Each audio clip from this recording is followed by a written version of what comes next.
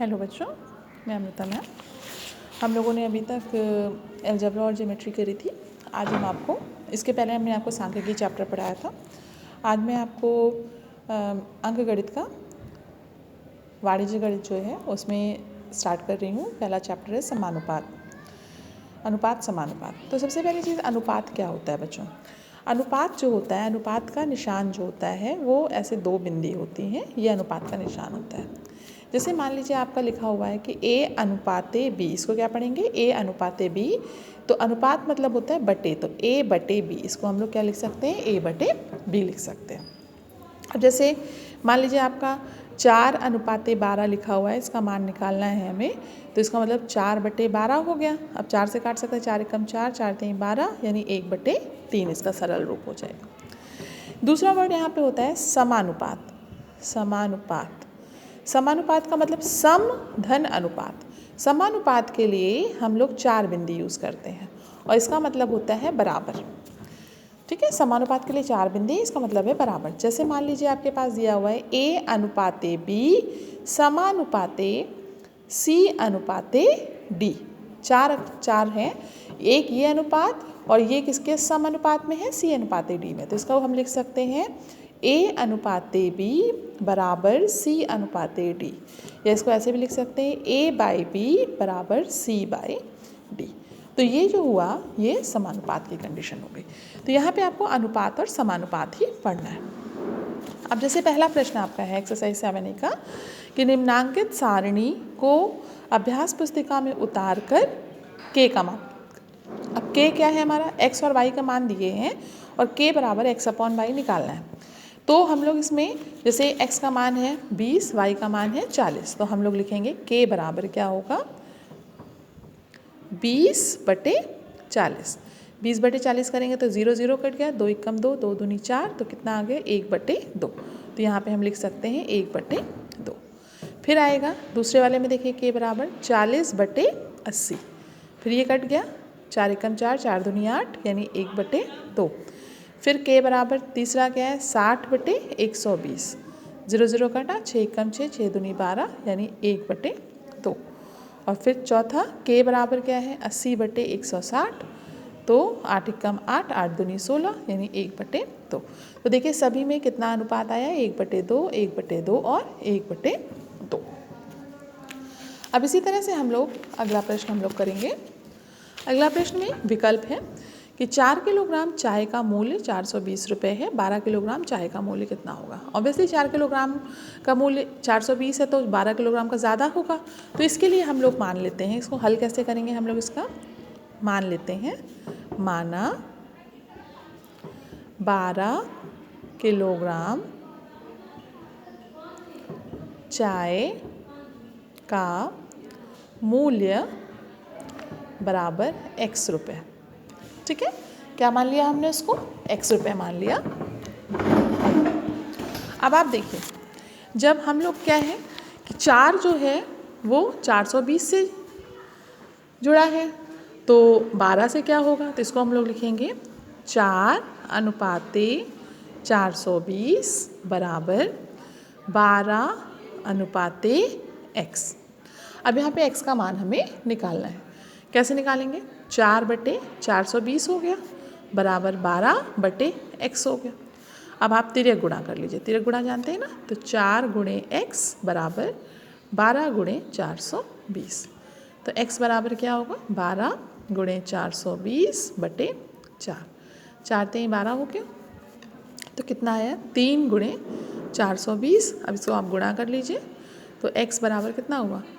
0, 3 दूनी 6, 3 चौको 12, तो कितना आ गया? 1260 रुपये। इसी प्रकार से ये है, एक कार 30 मीटर प्रति सेकंड की चाल से चलती है, तो 1 घंटे में कितनी जाएगी? 1 घंटा का मतलब क्या हुआ? कितने सेकंड हुए?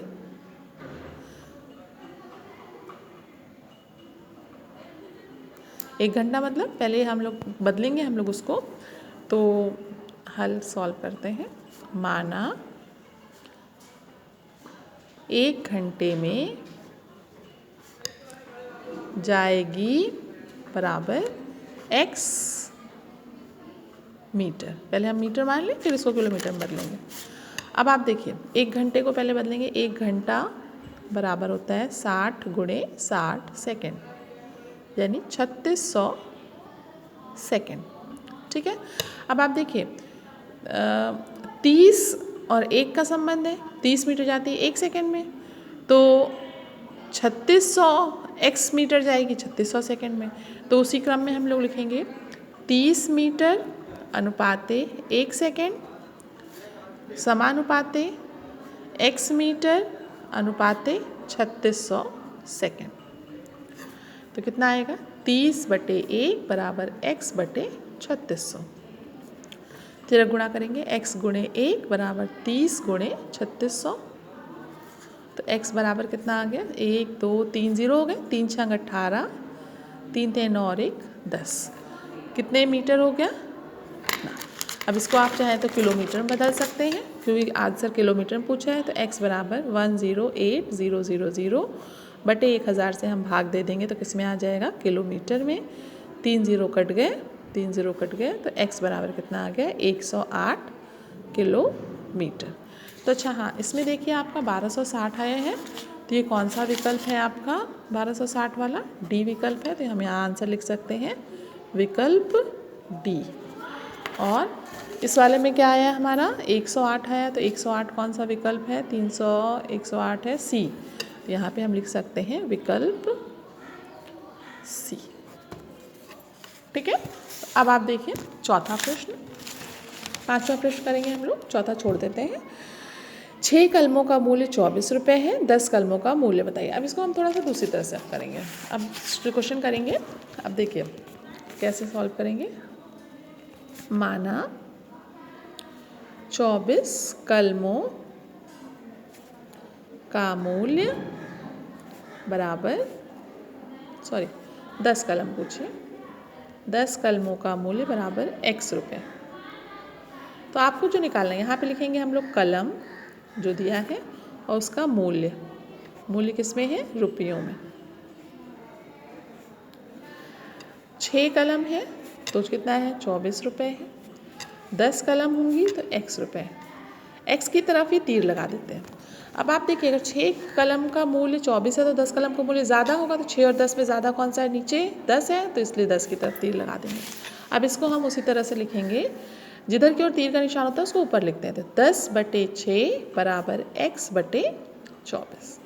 अब आप तीर गुणा करिए तो क्या आएगा? 10 गुणे 24 बराबर 6 गुणे x। तो x बराबर क्या आ जाएगा? 10 गुणे 24 बटे 6, 6 चौको 24 4।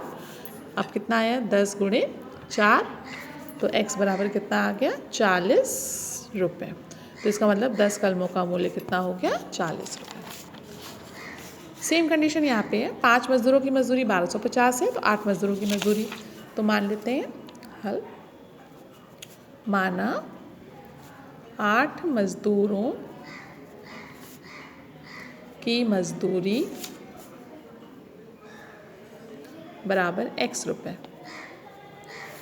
तो अब हम लोग वहीं लिखेंगे, यहाँ पे, यहाँ क्या लिखेंगे? मजदूर और इसकी मजदूरी, मजदूरी रुपयों में। तो 5 मजदूरों की कितनी है? 1250 है। तो 8 मजदूरों की कितनी हो गई? x हो गई। x की तरफ निशान लगाया, 8 की तरफ निशान लगाया। अब देखिए इसको लिखेंगे 8/5 बराबर x बटे 1250। फिर धीरे गुणा करेंगे हम लोग। 8 गुणे 1250 बराबर x गुणे 5। तो x बराबर कितना हो जाएगा? 8 गुणे 1250 बटे 5 हो गया। अब 5 से काटे, 5 दूनी 10, 5 पंजे 25, 0। अब x बराबर कितना आ गया? 8 गुणे 250। गुणा कर दीजिए, x बराबर 0, 8 पंजे 40, 4 8 दूनी 16, 4 20।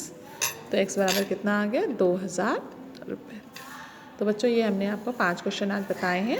इसको आप लोग सॉल्व कर लीजिएगा अपनी कॉपी में, और करने के बाद आगे हम लोग नेक्स्ट क्लास में नेक्स्ट स्टार्ट करेंगे। ओके बच्चों, thank you, have a nice day.